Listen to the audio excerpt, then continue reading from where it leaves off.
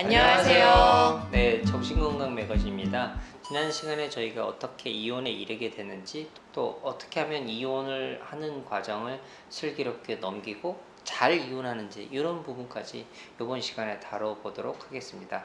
선생님들 이혼 때문에 이제 해야겠다 마음을 먹는다면 어떤 것들 좀 다뤄보시나요? 우울하고 또는 굉장히 화가 나 있고 불안이 심하고 이럴 때는 최대한 이혼을 하든지 안 하든지 결정 자체를 좀 최대한 미루라고 저는 그렇게 좀 권유를 드린다고 말씀을 드렸고요. 그래서 보통 한 두세 달만 지나도 훨씬 좀 안정이 되시거든요. 그럼 그때쯤 되면은 이제 정말로 이혼을 하는 쪽이 맞을지 아니면은 결혼 생활을 유지하는 게 맞을지 이제 계속 이야기를 좀 나누면서 장점과 단점을 좀 이렇게 저울질 해보게 합니다. 그래서 본인들이 그래도 결론적으로는 이혼을 하는 게 낫겠다라고 만약에 이제 결정을 내리게 되는 경우가 있어요. 자녀가 있을 경우에 제일 중요한 것 중에 하나가 부부 사이의 문제지 이거는 부모와 자녀 사이의 문제가 아니잖아요. 근데 그렇게 하기가 쉬워요.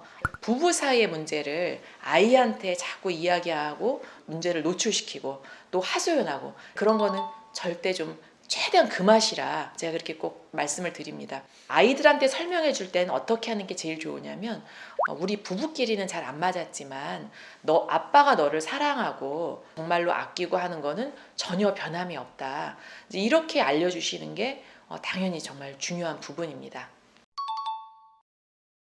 아이들에게는 엄마, 아빠, 나 혹은 형제 자매 이 세 개가 유일한 거의 완벽한 세계인데 이 세계가 한 번에 무너지는 것 같은 그런 느낌을 받죠. 이렇게 구성되어 있는 세계의 한 축이 갈라서게 돼서 따로 살게 된다는 그 공포나 불안은 정말 세계가 무너지는 것 같은 그런 공포와 불안이라고 표현을 해도 정말 과언이 아닙니다. 그렇기 때문에 굉장히 심리적인 충격이 크고요. 내가 잘하면 우리 부모님을 어떻게든 융합을 시킬 수 있지 않을까. 그래서 부모님들이 해주셔야 되는 건 절대 그건 사실이 아니라고 얘기를 해주셔야 돼요.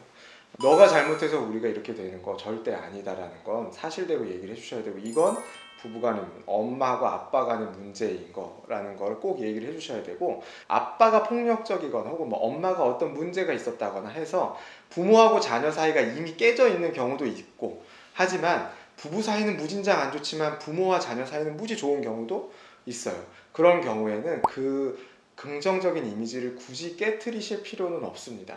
그걸 깨트리는 건 아이가 갖고 있는 굉장히 중요한 자산을 산산조각 내버리는 거거든요. 그러니까 어렸을 때는 그런 얘기를 안 하시는 게 이 아이의 성장에게는 훨씬 더 낫다라는 걸 좀 알고 계시고, 둘이 헤어져도 더 이상 따로 살게 돼도 상대 부모를 원하면 볼 수 있다는 거에 대해서는 얘기를 해주셔야 됩니다. 이제 성인이 돼서 이렇게 돌아왔을 때 부모가 이혼한 경우들을 이제 말씀들을 하세요. 나는 사춘기 전에는 활발했었는데 그때 당시에는 침울한 아이로 바뀌었다, 이런 얘기도 하시는데, 부부가 싸우고 갈등을 일으킨다면 내 마음속에는 미움과 불안과 우울이 자라날 수밖에 없죠. 그러니까 그 갈등의 과정을 계속 진 채로 오랫동안 지내고 서로 상처를 주는 것이 과연 행복할 수 있을까? 행복의 길은 오히려 서로 싸우지 않고 갈라서면서 갈등을 잘 조절하고, 안 되면 어떻게 잘 헤어지느냐도 중요한 요소인 것 같습니다. 잘 이혼을 이제 하기로 결심을 했으면 정말 중요한 게 재산 분할입니다. 아주 힘들어서 우울증, 불안증으로 아주 힘들어서 온 분들한테 굉장히 강조해서 말씀드리거든요. 그 이유는 지금 예를 들어서 배우자의 외도를 경험했다. 나는 이혼을 하고 싶다.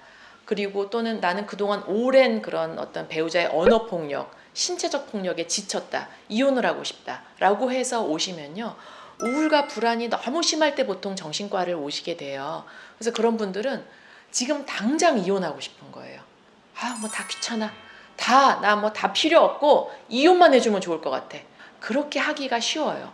그런데 이렇게 마음과 가슴이 막 뜨겁고 머리가 막 차갑지 않은 뜨거운 상태에서 막 이혼을 결정해버리고 하면 두고두고 후회를 하게 됩니다.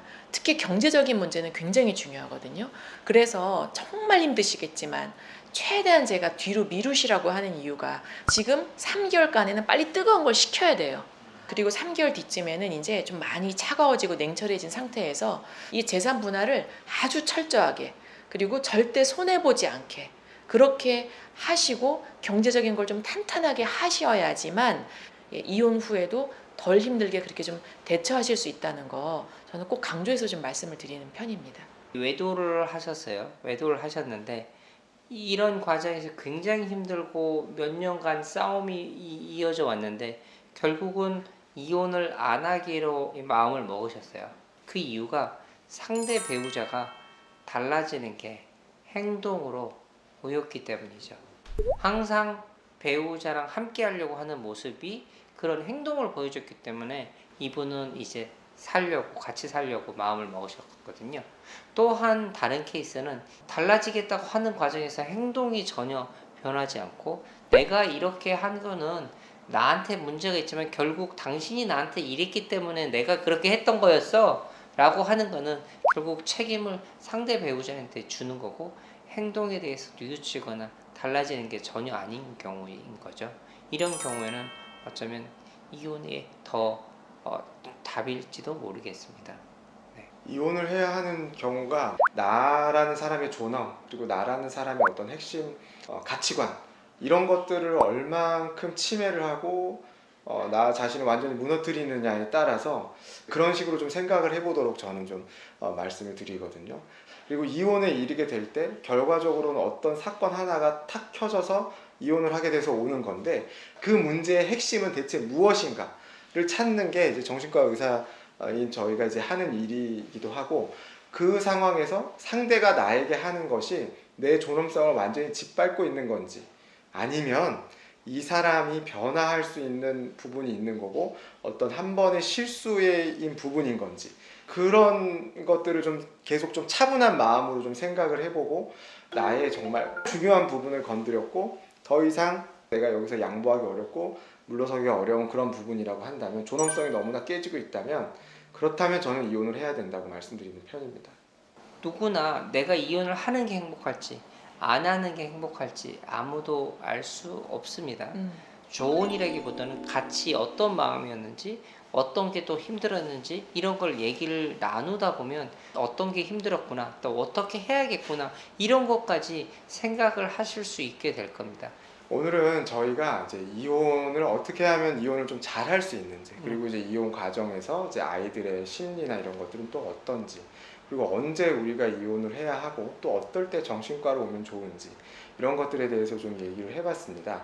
아마 이제 이혼에 대해서 저희가 얘기를 하면 이제 아마 이 보시는 구독자분들도 굉장히 궁금한 게 많으신 게 있을 거라고 생각하거든요. 그래서 댓글 남겨주시면 다음에 반영해서 더 좋은 컨텐츠로 찾아뵙도록 하겠습니다. 이상 정신건강 매거진이었습니다. 안녕히 안녕히 계세요.